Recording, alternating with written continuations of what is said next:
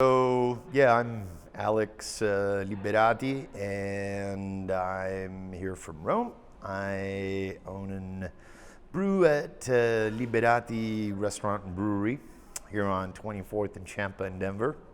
This little paradise of a place, and we brew basically close to everything with grapes. So, well, brewing with grapes is, there's no literature on brewing with grapes. Like, while we have a galaxy of books on brewing and a plethora of books on winemaking, professionally for whatever kind and dimension you can find, you don't really have any literature on brewing with grapes. So, in a certain way, we're kind of exploring unbeaten paths. I've been brewing for quite some time in Italy, and in Italy we have a phenomena which is the Italian grape ale.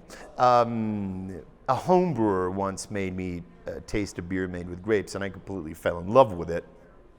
Grapes are not really a common fruit. They have a lot of stuff which is very unique to them, starting from the 30% of sugar that they can have, up to more than 30%, Brix-wise, the acidity, the malic acid, tartaric acid, the need for malolactic fermentation, tannins, skin contact, matter.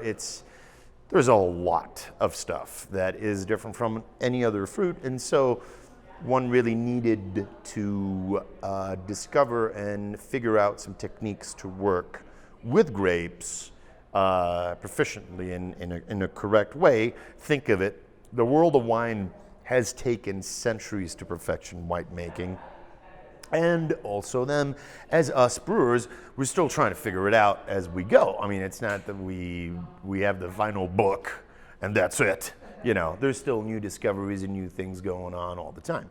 So basically, it's been really good to be able to apply all my brewing knowledge and study enology and winemaking and be able to create something new and unique.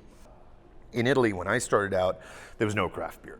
And so I was one of the first guys to ever start bringing craft beer to people, and people had no idea of what beer was. They thought it was like this yellow fizzy thing, and that was it. Instead, the possibility of discovering all these new beers, which at the time were mainly from Belgium, England,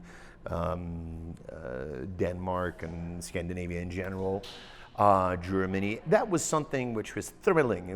I enjoyed it thoroughly, and I think that it did create a community of people who really enjoyed it. And ultimately, now it's a business which employs thousands of people in Italy. Approach this with an open mind.